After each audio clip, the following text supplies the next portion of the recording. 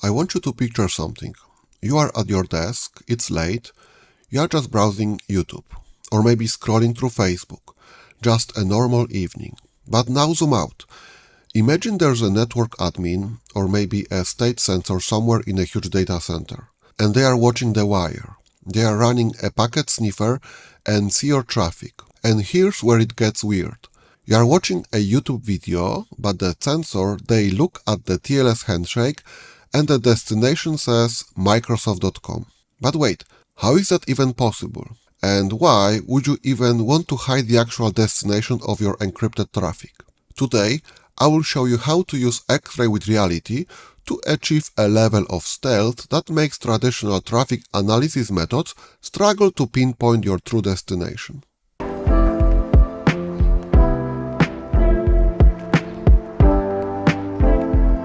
Hello and welcome back to the channel. First thing first, before we type a single command, we need to shift our philosophy. For ages, the goal was just encryption. Hide the data. Scramble the payload. But yeah, encryption isn't enough anymore because the metadata, the who you are talking to, that gives you away. I mean, if I'm using standard TLS, I see the padlock in my browser. My data is safe, right? Why isn't that enough? It comes down to the handshake. TLS is great at hiding what you are saying, but before the encryption even starts, there's a setup phase, a client hello, and inside that very first message, your browser sends a field called SNI, server name indication. In most real-world connections, SNI is still visible. Encrypted client hello exists, but it's not universally deployed and not something you can rely on in a censored environment. And if a sensor is looking at SNI, they don't need to decrypt anything.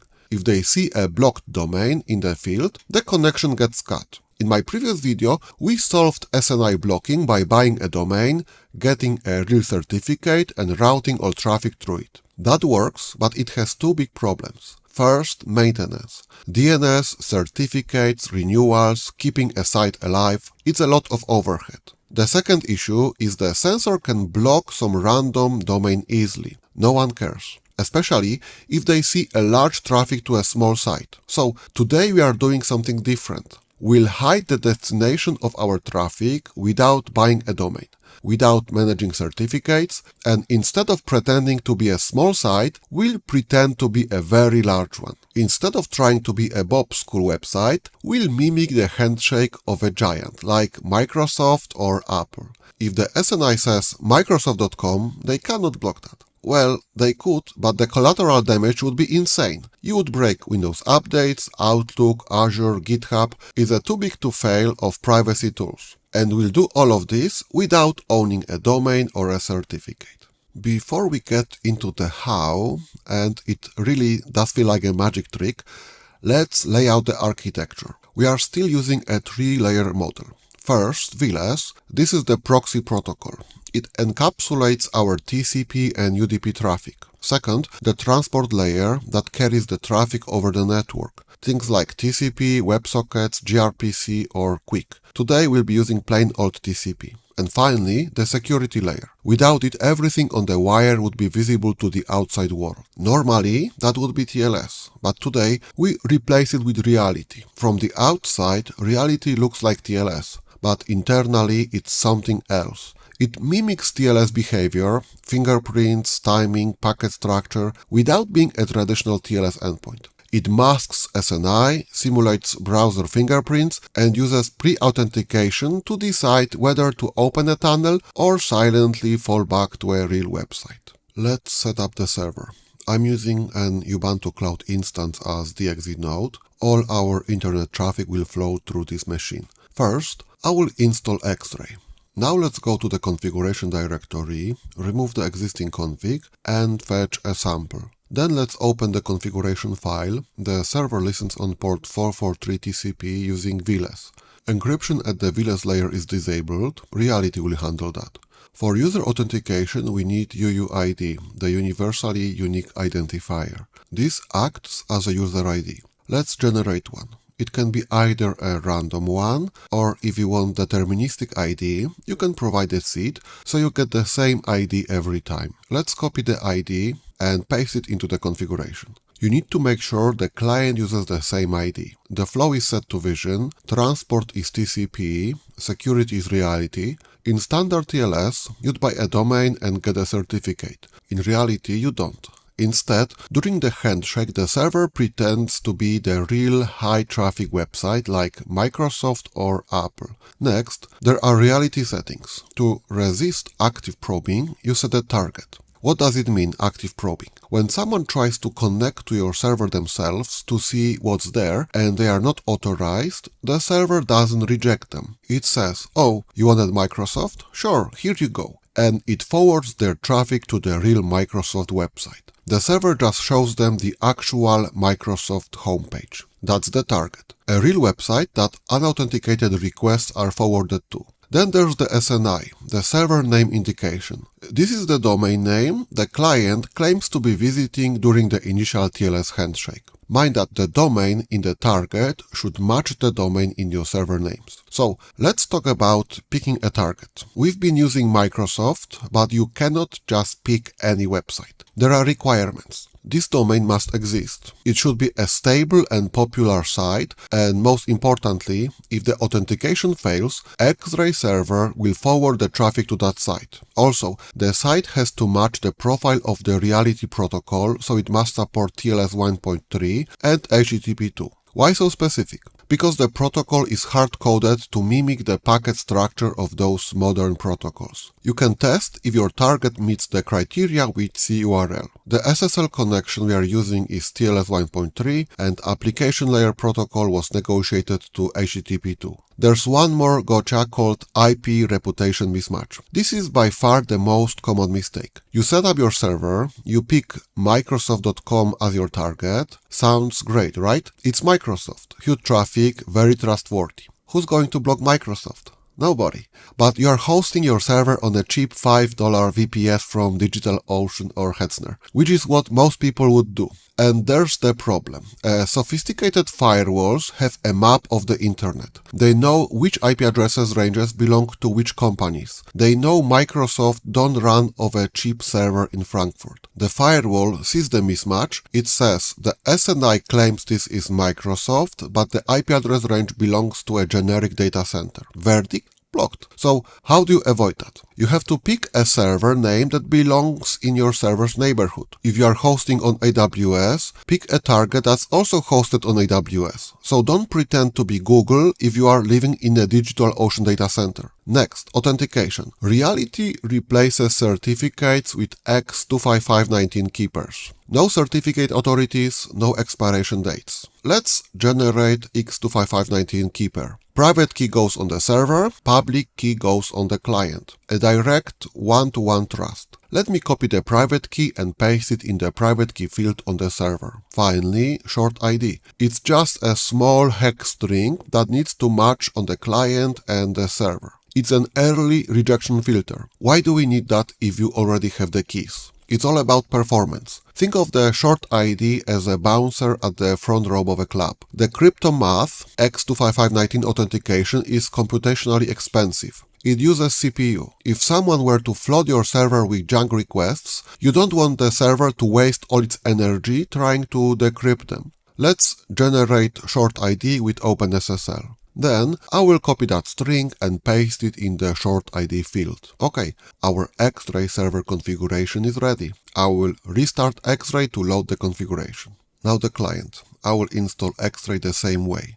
Then let's prepare the config. I will go to the folder holding configuration files, remove existing config and fetch a sample one. Next, let's open the configuration file. Here's the inbound listening on port 1080 TCP using the SOX protocol. This is where browser will send its traffic.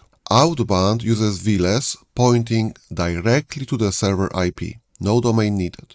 Then comes the authentication. Let me go back to the server, copy the UUID we generated earlier and paste it here. Encryption at the VLESS layer is set to none, as it will be handled by reality. Then we move to the transport and security layer. Transport is TCP, security is reality. Now the important parts. SNI, server name indication. That's the domain we pretend to visit during the initial TLS handshake. So if someone sniffs traffic between Xray client and the Xray server, they will see that SNI. Here is the cool part, fingerprint. If someone looks at your traffic, they don't just see where you are going, they see how you knock on the door. A Python script says hello differently than a Chrome browser. I've set the fingerprint to Firefox. This instructs Xray to mimic the exact TLS client hello packet structure of a real Firefox browser. Then we set the X25519 public key. I will grab it from the server and paste it here. Lastly, let's copy the short ID from the server and paste it in the short ID field. Similarly to UUID, the short ID needs to match on both server and the client. Let's now save the configuration and restart the local Xray service. Here's our setup. The server listens on port 443 TCP like a normal HTTPS server.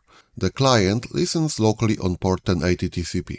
Traffic flows from the browser to local Xray proxy via SOCKS, then it gets wrapped into VLESS frames and forwarded via Reality to the remote Xray proxy that in turn unwraps the traffic and sends it to the internet. To see how this works, let's capture the TLS handshake on the server.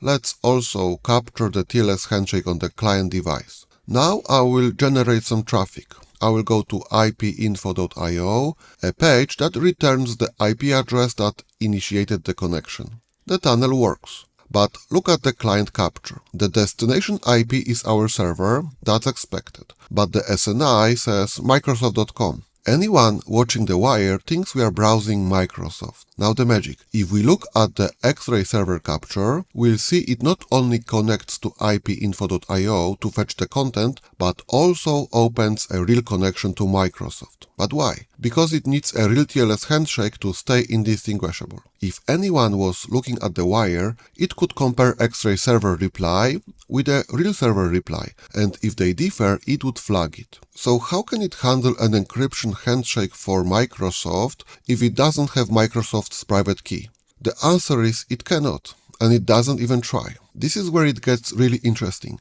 It works like this.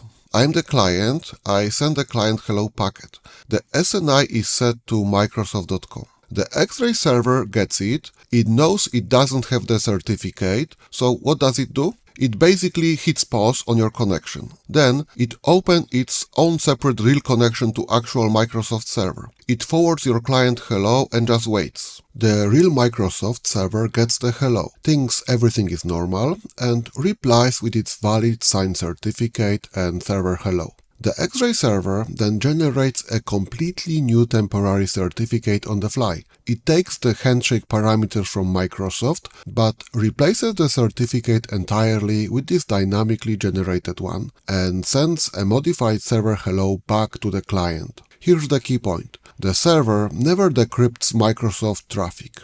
It never impersonates Microsoft cryptographically. It only relays the handshake long enough to look authentic.